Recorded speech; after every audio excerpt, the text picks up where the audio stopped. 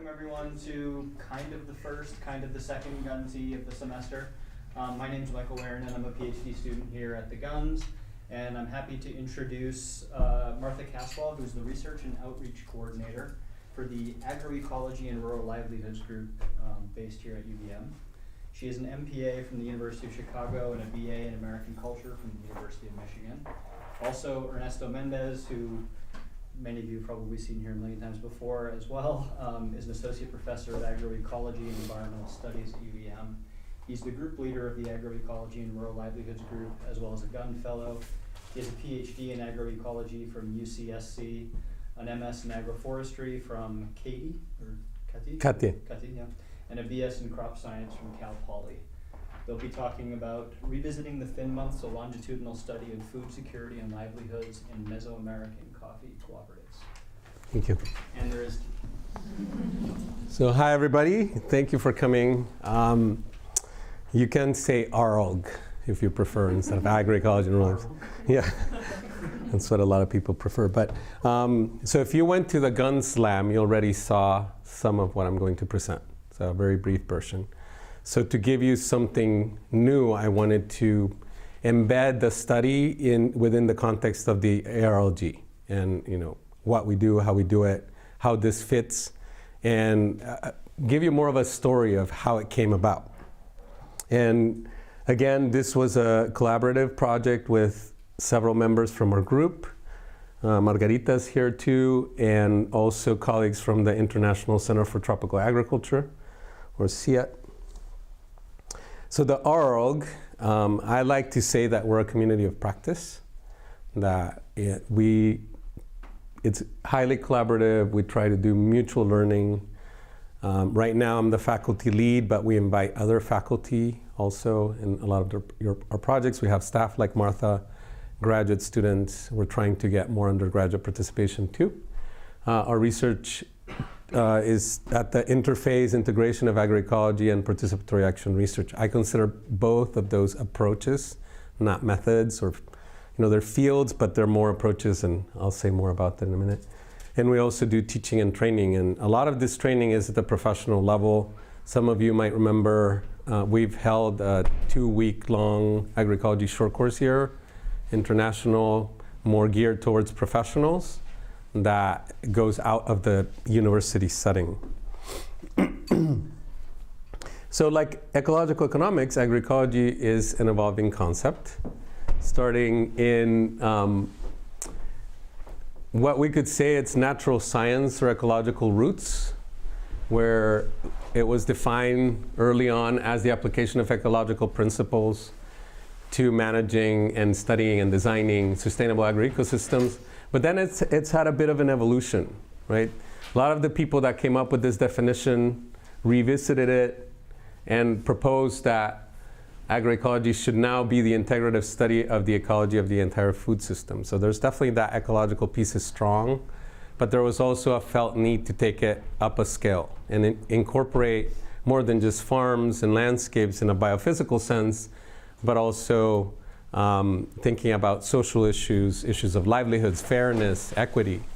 What we've done a lot in our group is play with this evolution and call it more of an approach that tries to bring in transdisciplinarity, participatory action research, and also with a very conscious action-oriented approach. Another thing that comes up here is this multi-scale perspective, where we want to work both at the farm level, but we really have that agri-food system at the end of our goal is how can we improve how agri-food systems work globally. So the other approach that we use and foster a lot in our groups, so I don't force my students to use participatory action research if they come work with me, but I highly encourage it, is here's one definition that I've used in the past: a cyclical approach where researchers and non-researchers can be involved as active participants in an integrated iterative process of research, reflection, and action. And I want to apply this diagram to the work that we've done with coffee farmers that I started about 15 years ago and that continues today. This case study is an example of how that long-term process can lead to different types of opportunities with different partners. And the non-research actor piece, I think, is really important to note. I used to have in their communities, but more and more so we've been working with coffee companies, with NGOs. So it's more like some of us that do research for a living and work in academia, working with people from civil society, regardless of where they're coming from. So this longer and broader process of PAR and agroecology with smallholder coffee farmers in Mesoamerica started with my dissertation in 1999 and has followed a process where I've delineated these different phases as the researcher. So if you're one of the farmers that I've worked with, maybe you wouldn't have any phases at all, or maybe you would have 6, right? It really depends on where you're standing as an actor in the process. But for me, there's definitely been 3 very distinct phases of work. And if you look at the diagram here, the reason the arrows are changing color is because each of these pieces is changing as we move forward in the process. So in the first phase, research was really strong. That's why it's darker, but there wasn't a lot of reflection or action. When we moved to phase 2, there was a lot of action and a little bit of both here of research and reflection. But at this point, a lot of the times the non-research partners are like, you said we were going to get something done and not just like collect data and analyze. It's time to do it, right? So if you are true to the process, you probably will do it. And you negotiate. There's a lot of negotiation. And maybe if things are going well, you might share with colleagues or with other non-research partners that are related to your process. So this is where we are right now. It's very similar to phase 2. But between here and here, there's definitely been ups and downs and shifts. So it's always changing. It's iterating. The other interesting thing that ARLG is doing, and we've found a niche where we're working more and more with development organizations, international rural development organizations, to support them in research for development. And this is one very clear case study of that. So just to give you an example, and this is a busy table, so if you just look more at the highlighted boxes show what I consider important things that happen in this phase. But if you look at the columns, actors, activities, academic outcomes, action outcomes, and countries are going to change in each one of the phases. And this was a conscious decision that I took first as an individual researcher, that I really wanted to open myself up to work with different groups and in different countries, but stay in this sector of working with smallholder coffee farmers within Mesoamerica.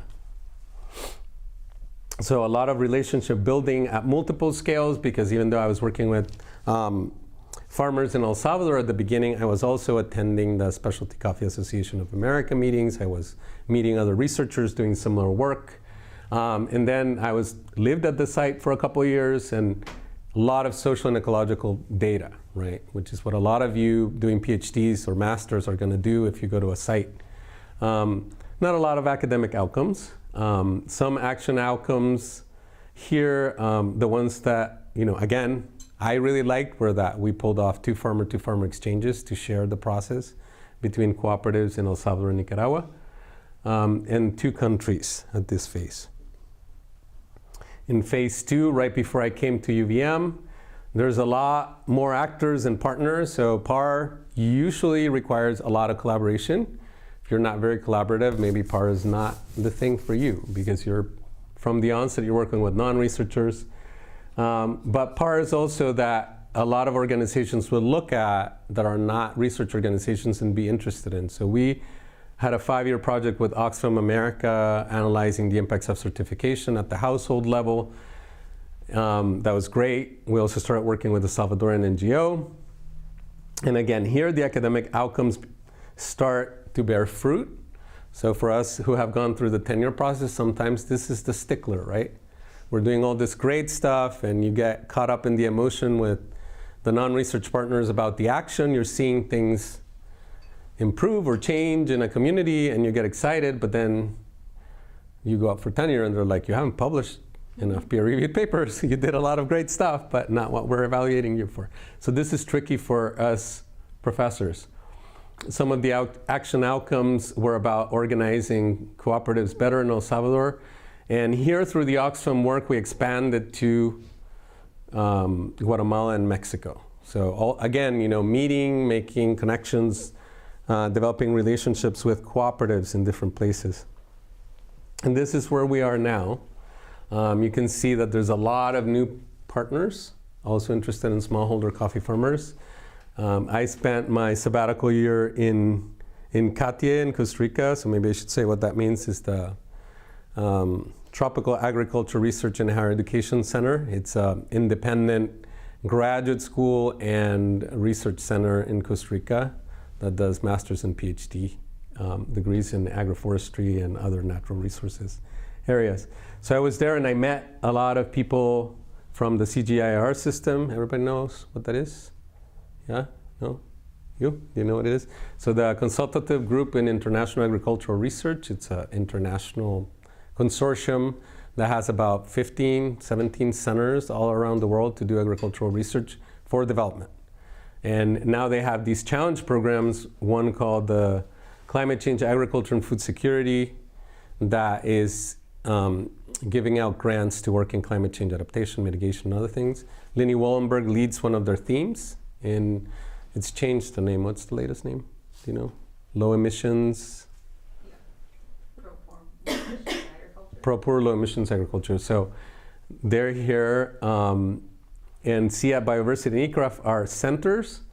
EVOS is a Dutch nonprofit, and SEDECO is a Costa Rican nonprofit. The GUN has been really supportive in all of this, and in a lot of different ways. We appreciate it. A lot of more academic outcomes. At this point, I was already here at UVM, and I had some resources, students, so it's easier to do this. But also some action outcomes. One important thing here is that up until this time, a lot of the work was focusing on coffee production, conservation in coffee farmer livelihoods. Here, the farmers themselves identified that they were feeling vulnerable in terms of food security. So in 2008, there were massive price hikes in the prices of staple foods, including corn. That was felt everywhere in Mesoamerica. So these farmers buy part of the food that they eat. So the prices of corn were really high. We got a Costa Rican student who did some work in Costa Rica, so added Costa Rica. So what did we do? So I'm going to shift now to a case study and give you a little bit of background. We've partnered with what used to be Green Mountain Coffee Roasters, a Vermont-based coffee roasting company, since 2008. And they started investing in some of the cooperatives that source their coffee by giving grants to food security projects, education, microfinancing, missing one, health. So early on, they wanted to partner with us and say, help us with the food security piece, because you guys have experience with that. The reason food security became important for Green Mountain is that they hired SIA to do a study of, they called it at the time, farmer welfare. They wanted to see if some of the farmers that were fair trade certified and had other perks in their supply chain were actually getting benefits. Right? They just wanted to do a little check, because they had been using the fact that they were buying a lot of fair trade coffee as proof of their corporate social responsibility. It's like, are we really doing better for these farmers with this, right? Rick Pizer, who founded their coffee supply outreach program, that was the one in charge of the grants, went with the SIA folks to Guatemala, Mexico, and Nicaragua. And food security was not the main emphasis of the project, but they did ask a question about food security, and this is what they found. That in Guate, almost 60% of the farmers interviewed reported being food insecure at one point of the year. In Mexico, it's a little lower, but more than 50%. And in Nicaragua, more than 85% of the people interviewed said, yeah, food insecurity is something that happens every year for us. So that brought a lot of awareness to the coffee industry and to some of us coffee researchers that there was something going on here that people weren't really paying a lot of attention. Right? Most of the attention was, let's get coffee farmers a better price, is what a lot of the development interventions had been. So the key objectives of the study, of the Revisiting the Thin Months, were to analyze the changes in the livelihood situation of these farmers over a 6-year period. And this time around, we did have a special focus on food security and food insecurity. So to give you a bit of context, what happens in coffee farmers, they suffer what we call seasonal food insecurity, which is we can't predict when these periods are going to be every year. They tend to happen within a range of time every year. In between October and March, so I guess I'm going across years, but between October and March, and the farmers are getting a lot of their income for their coffee. So the payment, how people get paid when they sell coffee is really complicated. It's not, you don't get one bulk sum. You get an advance, and you get a little bit here, and depends on who you sell to. It's complicated. But between October and March, people are getting some consistent cash for their coffee. Between September and April, you know, that's not coming in anymore. So they shift into being more dependent on things that they produce, you know, to eat, food staples, and also if they don't produce it, then they have to buy it. So this is where we have low income levels, the foods that have been stored start going down, and then obviously the prices go up because there's a higher demand.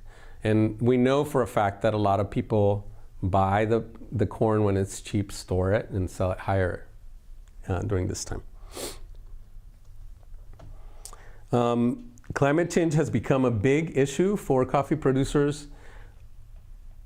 I'm not going to say all of the maps and all of the models that have been run looking at how climate change is going to affect coffee production show that the suitability of coffee areas is going to go down. So in 2050, we expect that a lot of the places that are producing really high quality coffee are not going to be good areas for coffee anymore. So there's a big concern for this. And you know, there's different gradients of that. There's a lot of uncertainty too. And there's also other associated issues like the coffee leaf rust, which most people associate with climate change too, and which has been a devastating epidemic in the last couple years. So to look at all of this, we use the community capitals framework, which if you work at Guns should be somewhat familiar. But it's looking at livelihoods defined by 7 broad indicators. And we couldn't really look at all of them, but we looked at 4: human capital, natural capital, financial and social capitals. We left out political capital and cultural capital. And there's different approaches here: sustainable livelihoods framework, the community capitals framework, the capitals framework. Some of them use 5, some of them use 7. I think that it's really good to keep the political and cultural in. I think they're very important. I'm sorry this is in Spanish, but we didn't have time to change it. So what was the sample? I already went over. 3 Mesoamerican countries, Nicaragua, Guatemala, and Mexico, 5 coffee cooperatives, 109 surveys in households. 71 of those were revisited that were part of the original 206 study. So that's our longitudinal sample. We also did group interviews with cooperative leaderships. Here you have cooperative names and the sites, number of participants, and all that. Just where we were in the map. In Nica, it's the northern part of Nicaragua is a big coffee growing region. In Matagalpa, in Guatemala, it was in Huehuetenango, and we had 2 sites in Mexico, in Veracruz, and Chiapas. So now I'm going to switch to Martha. Can you help me with this thing?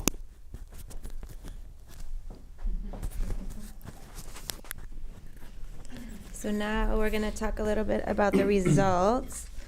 And because this was a multi-site study and we had longitudinal comparison and also new information because we had not used the community capital framework for the original study, there was a lot of data that we were trying to work through. So we chose a few to talk about today, and with questions we can address some of the things that we're not going to present to you.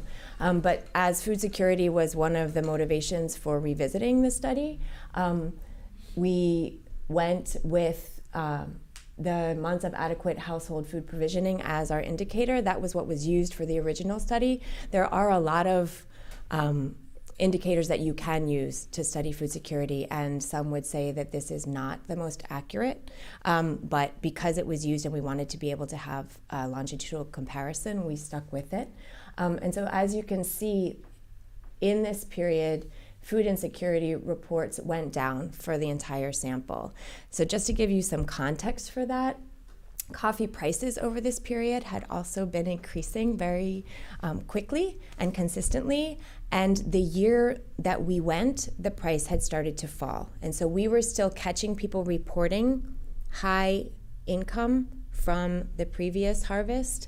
And so this does not necessarily show what would have happened if we'd gone even a few months later and asked these same questions.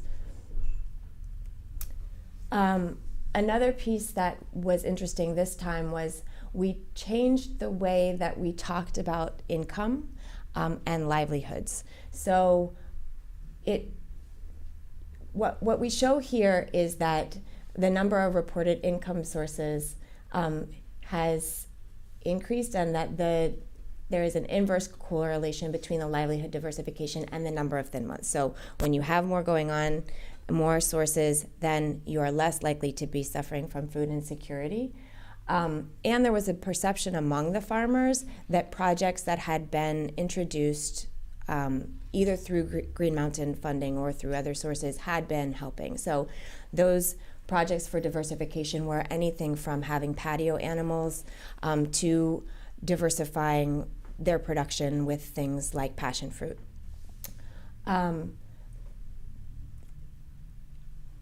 Continuing though with that story, when you look at coffee as a percentage of their income, when you're talking about cash, not sort of household well-being, cash still makes up the bulk of their income. So for most producers, it made up over 70% of the cash that they had available within the household.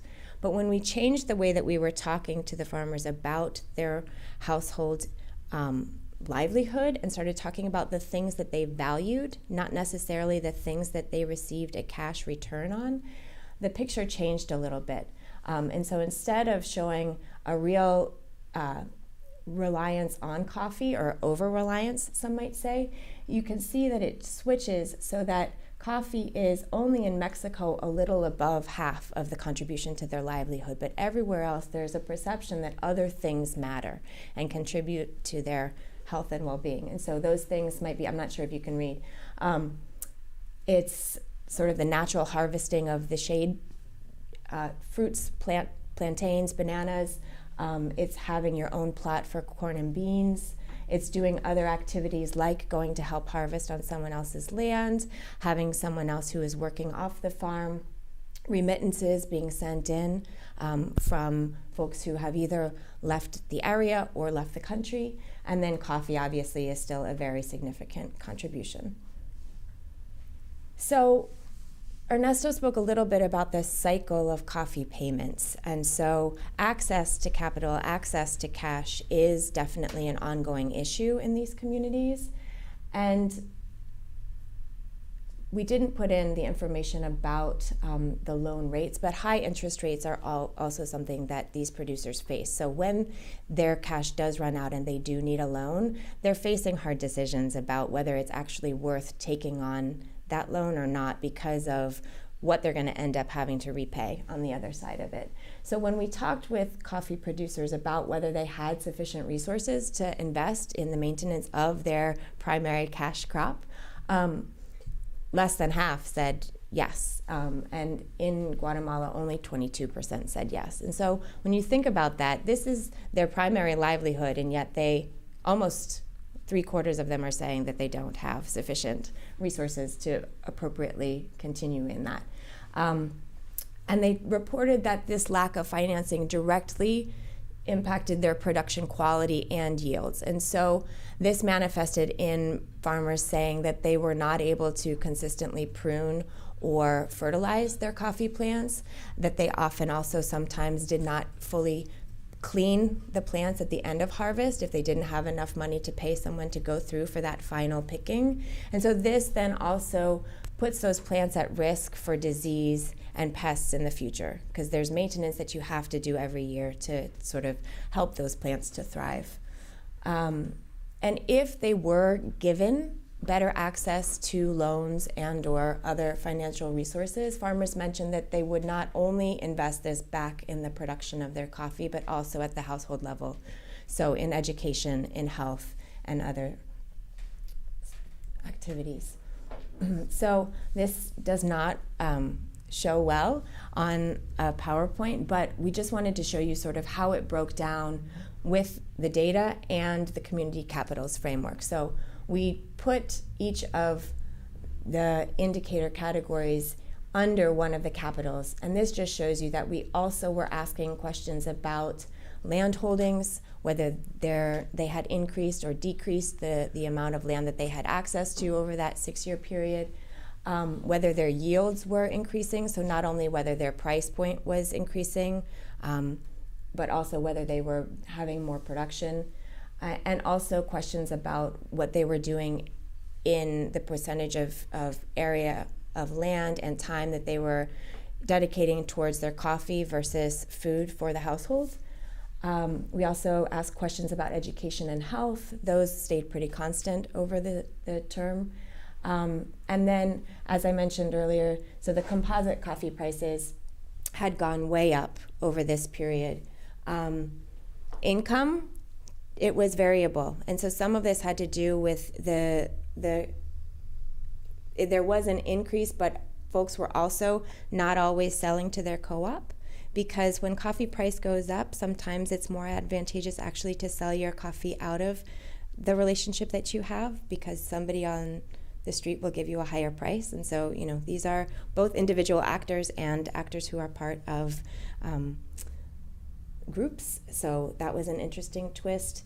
And so we also talked about what the cooperatives as an organization were doing to contribute to the well-being of the farmers. And so what we did find, as most of the fair trade studies have shown, is that there is improvement on an organizational level. People really do feel the strength of that union. Whether that benefit is reaching to the farm gate is a little more questionable. So as part of this, Keurig Green Mountain, who asked us to do this revisit, also requested recommendations. And so what we put forward along with our colleagues at CIOT was that there's still signals that diversification is something that should be recommended. Everyone is looking for the magic recipe for what diversification should look like. And I think that one of the things that Ernesto talks about is sort of thinking about Doña Maria with her list of all of the ways that people are telling her to diversify, and she's got to choose between those. So there are trade-offs, and we're always trying to figure out what are the trade-offs and what are the combined effects. And so there's a lot of additional research that needs to be done to really suss that out. So that's this further research on the how, where, and when of these diversification strategies. Margarita found in her research in Mexico that there were best intentions did not always result in the best outcomes, and she can speak to that later. And that there still is a need for continued support from the government and development agencies. So, there tend to be cycles of what's hot. In the coffee industry, there was a lot of attention pointed towards food security right after this study came out. Now the attention seems to be turning a little bit to Roya, and all of these things are connected. And so when there are those ebbs and flows, then what gets presented to the producer also ebbs and flows, and it's very confusing for them. And as we talk about scarcity and making hard decisions, when you need to respond to what is getting proposed to you, but you have something that was ongoing that seemed to be either working or not working, there's lots going on there. So in terms of food security, there's a need to be thoughtful about not only what is scalable, which is often sort of the buzzword in the development world, but what is also appropriate to site. And so those things may not necessarily be the same. And there's a lot of attention that needs to be paid to that. And the farmers are the best source of that information about what has worked exactly and what are the tweaks that they've made to make things appropriate to their specific geography. And to also remember to move the farmer voice forward in these conversations and in these designs so that there is an opportunity for the farmer to be very clear about what they perceive to be the needs, and then that there be a menu of options determined to meet those needs, but that also include the farmers in the design of those. And so that includes learning from successes, seed banks, community food storage and distribution centers. So you might remember this circle where the bottom was the thin months. Part of that has to do with the fact that that's the rainy season as well, and so it's very hard to leave and go get food if your reserves run low. And that storage during those times also becomes an issue because of moisture, because of animals. And so things like having a place where you can keep a store of grain that is both dry and has been price fixed really means that it turns a community's access into appropriate food into their control in a very different way. Access to land for milpa, which is the corn and bean combination, is something that we saw increases in Guatemala and decreases everywhere else. Part of that has to do with land tenure, whether the land was rented or owned. And kitchen gardens and farmyard animals, again, they are often suggested as good tactics to respond to food insecurity, but they have their advantages and disadvantages. So in terms of agricultural management, climate change resilience is something that is on the minds of all of the farmers, especially with the Roya epidemic. And so, Leaf rust. the leaf rust, excuse me. So do you know what coffee leaf rust is? Most of you. It is a fungus that affects the leaves of the coffee plant, meaning that they basically become defoliated. It destroys production for future years, and it is fairly aggressive in once it's on your land, it is on your land. So one of the responses to that is to sort of change the agronomic management of this. So to not only respond to Roya as Roya, but to think about how are we caring for these plants overall, which goes back to that we don't have enough resources for the inputs that we need to do this. How does that? And so you can see how all of the pieces are connecting to each other. Another piece of this is to think about a whole. So what are the ways that you can look at stronger practices not only for coffee production but also for food production? Think about those trade-offs of land and time and make there be improved practice in each of those categories, and also learning from success. So again, taking advantage of the local knowledge and the experience that has been acquired and sharing that from site to site. So through farmer to farmer exchanges, participatory action research that allows there to be sort of a scientific perspective in this, and then also coffee agroecology knowledge. And then with financial tools, looking ahead, not only looking at sort of the current situation within the home, but also longer term financial planning is something that is not often addressed or is not a strength within many of these communities. So that's been identified as an area of improvement. More affordable financing. So there are agricultural loan organizations that specifically focus on this, either through low interest loans or revolving credit accounts. But this, without being paired with training in financial literacy and some cost benefit and market analysis, is not as effective as it could be. So those two things should go in partnership with each other. So as part of the PAR process, we committed to sharing results with 3 groups as part of this project. The first was giving an official report back to the funder because they had commissioned this basically to have an assessment of whether or not their projects had been effective. And we talked with them about how without baselines and with all of the other factors, it was going to be impossible to attribute causality to anything, but they were still very interested in assessing the well-being of these families over a period of time. So we gave them a very extensive report that responded with data from each of the questions, both comparing longitudinally and any information that had been extra that we had requested in the second version of the survey. We then also did a policy brief to get this information out to the NGO and sort of a wider population. And also, as part of reflection, we went back to, we have dreams of going back to all of them, but for full disclosure, we have only gone back to 1 co-op so far.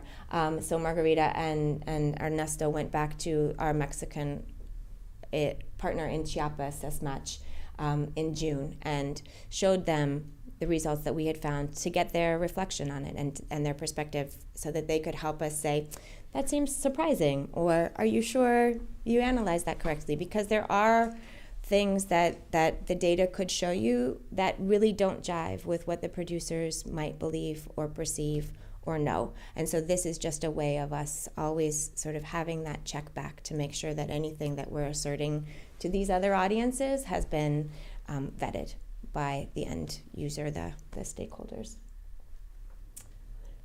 And as part of the PAR process, reflection is always built in. It is not always attended to. And so that's something that, again, our group is really trying to make real.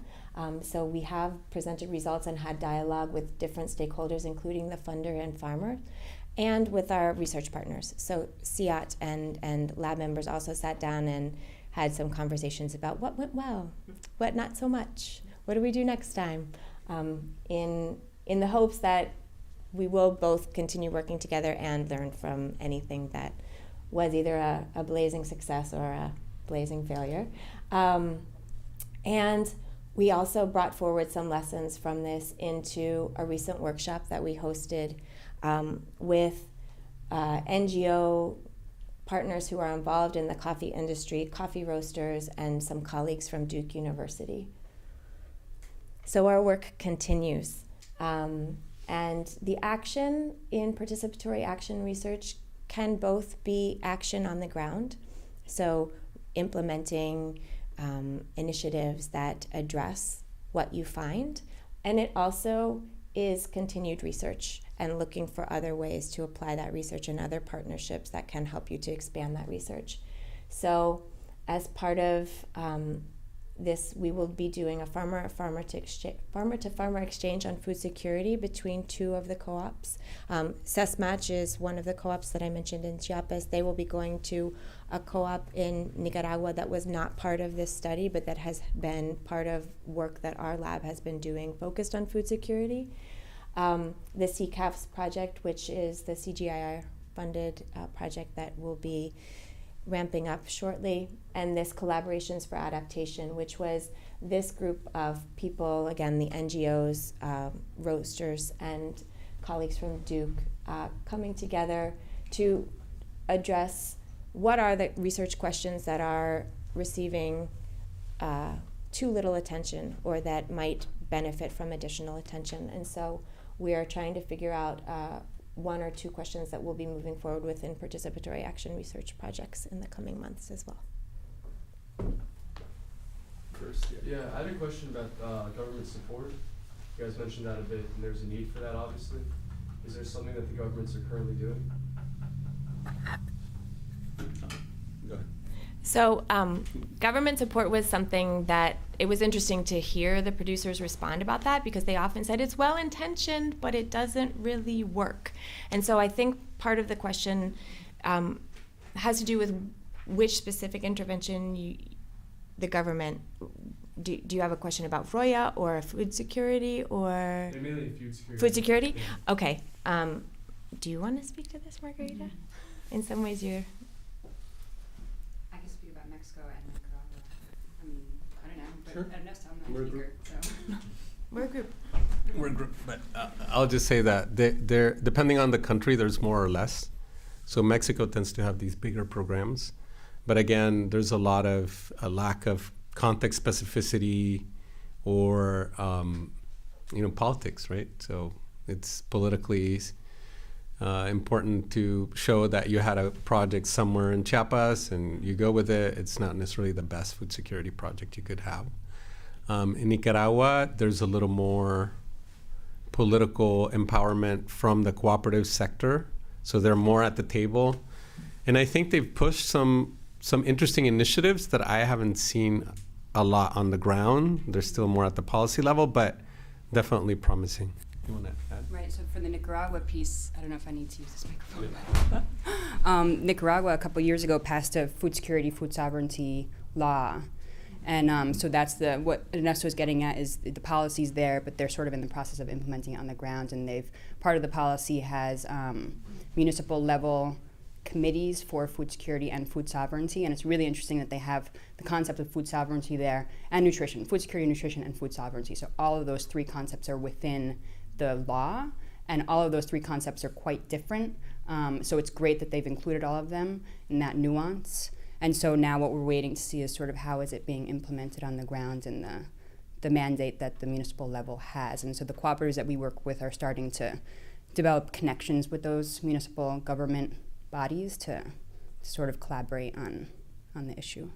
And in Mexico, the government has a terrible reputation for dealing with food security. Now they have this Hambre Cero program, which basically collaborates with Monsanto and other big agribusiness companies to improve yields with GMOs, funneling through highly processed foods as aid for food insecure areas. So it's really not getting to the issue of autonomy, the issue of nutrition, and it's sort of just a very neoliberal approach to addressing the issue. What was that called again? Hambre Cero? Or zero hunger.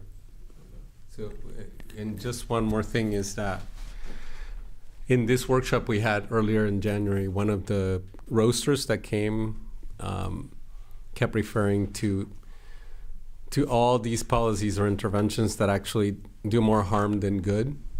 So that there's a big danger of that. And with the leaf rust epidemic, there's been a lot of government support, but there are these very chemically intensive packages that are, one, very environmentally destructive on the one hand, but also not really well suited for smallholders, right? So they might work better for large. So it's a good question. It's a loaded one too. Yeah. Mm-hmm. Let's see, Dan, and then Michael, and then here. Yeah. So it's a three-part question. You can answer it kind of all together. The first part is whether the specialty food companies have been assisting the farmers with new varieties. And then second, whether those farmers have adopted the practices or new varieties resistance of Varroa, whether they have greater food security. And then the last part is whether or not you looked at how your farmers compare to those who are not selling into the specialty food market. Mm-hmm. I'll do that, Roy. You can do that. So with the coffee leaf rust, and for production issues too, there's been a lot of pushing farmers, not necessarily from the specialty coffee industry, because the specialty coffee industry cares about quality. A lot of the highly productive or resistant varieties have lower cup quality. So they're actually kind of, they're not all too psyched about new varieties. But like the more, $5 pound type of coffee companies, like Kraft, that you would find in a can, those guys are investing in fact, there's a new coffee research center at Texas A&M called World Coffee Research something. I had never heard of any of the people that started working there, and I've been working in coffee research for a really long time, which is basically just focusing on genetics. So trying to develop Roya-resistant varieties, more production, and they actually have support from the coffee industry. So it's one of those things where whoever started this at Texas A&M was really smart about how they went about. They reached to really high volume, even those specialty coffee companies, and kind of said, we're going to try to give you high production, high resistant with quality, but we need a lot of money. For these farmers, all that stuff is somewhat irrelevant, because most of the times these varieties are going to need a lot of maintenance. They're going to be high maintenance. They're going to need a lot of inputs. They're going to need capital. These guys can't really do that well. So no one's really, is there support for those small organic farmers? There is, but not very much. So it's a fight for sure. Mm-hmm. What was the other one? The last one? How does it compare? Yeah. So so the interesting thing with Roya is that, where to begin? So the differences between folks who are either part of a fair trade co-op or organic is that even though these are fairly small yields per producer, they still may not get the price premium on the full amount that they deliver to their co-op, because their co-op has contracts with roasters and they may only need 3 containers of fair trade certified whatever. The co-op gets more of that, and so then they've got to share that between the producers that gave them the coffee that contributed to that container. Does that make sense? So even though I have been doing everything I need to do to get my coffee certified to that level, I might not be getting the return on it. And so what's dangerous with Roya for those producers is that almost all of the interventions that are being suggested now would at least take off the organic certification. And, there's questions about what they would be getting sort of in terms of margin for quality, depending on what interventions they use. So if they renovate with one of the other varietals that has a lesser cup profile, then they're not going to be getting that price premium anymore either for quality. And so there's a lot of questions about what is the best intervention. That said, there is also some investment from direct trade organizations. So Co-op Coffees was here at our workshop, and they were talking about the Roya fund that they have, where they're giving an extra nickel per pound to producers, and they're really trying to get out there in front of this and look at organic co-ops that have viable practices to figure out what it is about that is working, and is it really working, or is it just luck that the Roya hasn't hit in the same way in these places, and then if it is really working, how to disseminate that information. And so that's something that we're still waiting to see how effective that is. Yeah, I just had a question about sort of counterintuitive results in your research, which you said that Nicaragua had the highest self-reported sufficient financing, and yet also had the highest reporting of food insecurity. Mm-hmm. And I was just wondering if you had any kind of theories about why there was that disparate result. Was that in our study or the CIET? So Can you go back? Yeah.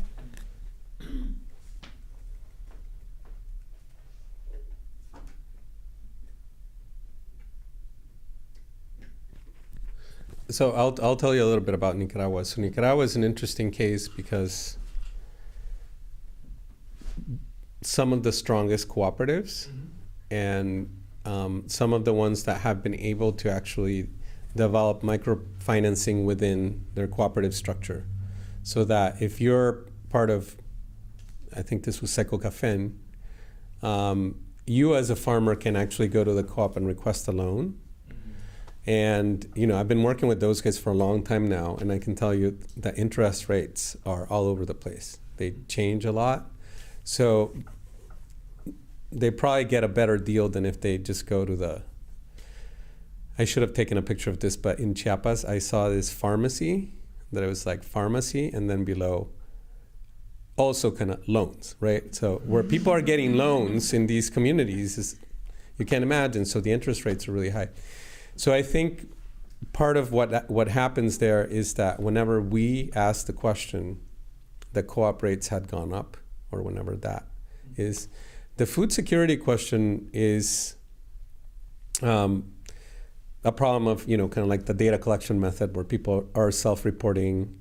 They knew it was a Green Mountain funded project. They know Green Mountain funds food security projects. So, but once you're there, you see that not everybody knows that. So I don't know if it's enough of the farmers interview know that enough to bias it. We don't have a lot of really good data yet. I think we might, if we explore this one, to really do these comparisons to see, the ones that reported a lot, like household A, in this year, what happened 10 years later? Did they have a project? Did they didn't have a project? Did they have access to credit? That's what really we would need, and it's not that easy to get. You want to add? Yeah, the only thing that I would think we add need to is that what had happened in a lot of the base co-ops in Nicaragua over that period is that because the price was, so people had taken advantage of a high price to acquire additional land, start new parcels of coffee or rent land, but they had focused more for their staple foods, but they had focused more on coffee. So they had not taken that new money and put it into food. They had taken that new money and put it into their cash crop, and then what was happening is that a lot of the producers were defaulting on the loans.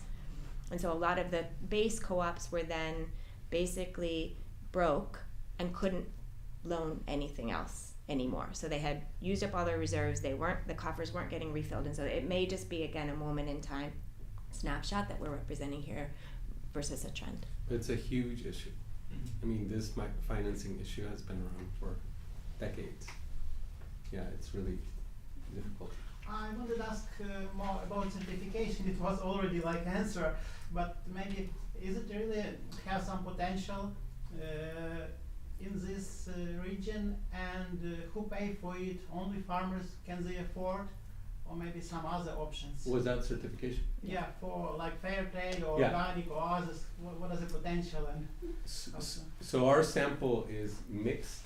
Mhm. So there's, I guess as much is all organic, right? Organics and So some of the cooperatives, the Mexican cooperative is all organic and fair trade. Yeah. And the Nicaraguan co-op is largely organic and fair trade, but they do have some conventional ones. In general, these co-ops are pretty tapped into certifications. The cooperatives in Mesoamerica have traditionally gone with fair trade and organic because of the history.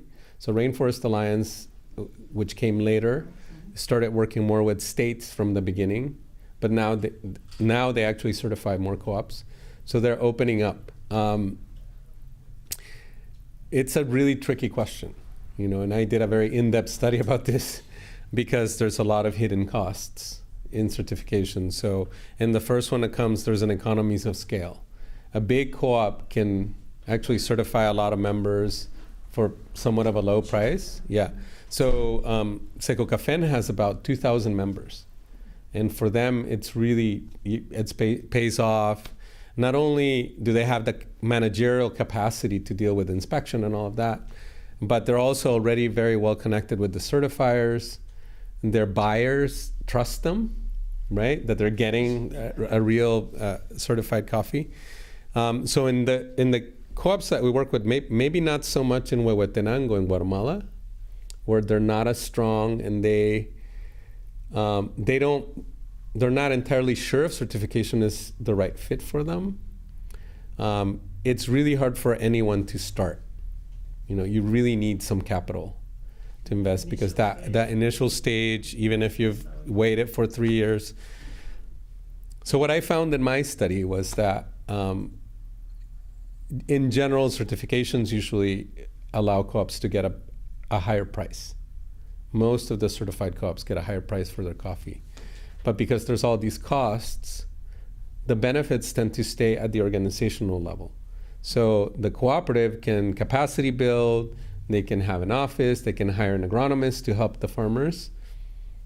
So a lot of the premium gets invested there and doesn't trickle down to the household. So in some of the surveys that we did for Oxfam, that's what we did for Oxfam, you would go to these co-ops that were famous for being fair trade organic, interview the members, they didn't even know they were certified, right? Although they were getting, in general, higher prices. So it's a tricky issue. But I would say these guys are already taking advantage of it. Where? Yeah. Sarah first and then Karen.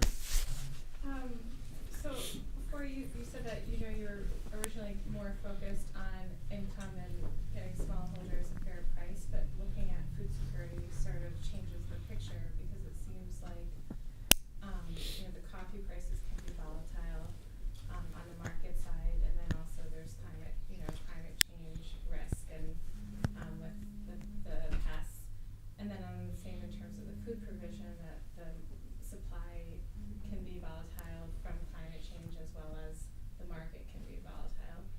So it seems like, I just want might be more of a comment, but that to look at food security, you need to be looking at other strategies besides just raising income, right? That's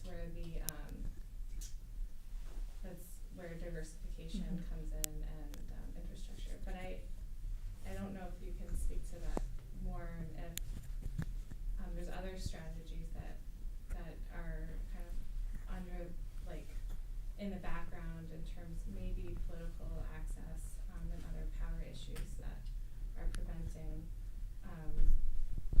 kind of a progress in food security. So if you were at the workshop with our colleagues a few weeks ago, I felt like we should have had a song for it afterwards, but everyone wanted to get off the C, which is the commodities market price setting mechanism for coffee, because the margin that you're going to change for a smallholder coffee farmer, even with a fairly significant price increase, their yield isn't enough. It's pennies on the dollar, and their full profit from their entire harvest is still minimal. And so I think you're right. Price changing mechanisms matter, but they're not the answer. And so then you need to get into this conversation about, but what is the diversification strategy that keeps people sane? How many things can you stack on top of any single household if they are going to continue in coffee production to help them have enough income to buy shoes or send their child to school, pay for healthcare expenses, have enough to eat, whether that is purchased or produced, and also have some time to sort of live. And so I think all of those are the questions that when I mentioned sort of the perfect recipe, that's what everyone's looking for. How do you do this? How do you help people have stronger self-production, but also some access? Because the dream is that you have cash in your pocket. And so I think, that shows when the price went up, people didn't invest in their own food. They invested in the way that they would get the vehicle for getting more cash. So it's a good question. Yeah, it's like a treadmill. Yeah. That you can't get off. Can't get off. But we've definitely been looking at, and as much as we can, of other activities that are not cash producing. So we went beyond income for sure. And that's why the diversification question is so important, because it has been funded enough. So a lot of the big international organizations have gotten money to work with coffee farmers for diversification projects. And you can see how then it becomes, I had an argument with a colleague one time because he wanted his particular organization to just focus to the diversification investment needs to go into other cash crops. And my counter argument was, well, other cash crops, other commodities that are just like coffee, why not also support food production and maybe a suite of different diversification options, which gets tricky because then how much can people do, right?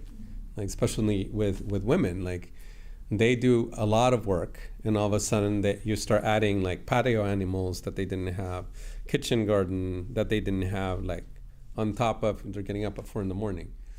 So those are sort of like the things, but I think that we were definitely looking at that here and asking open questions about it too.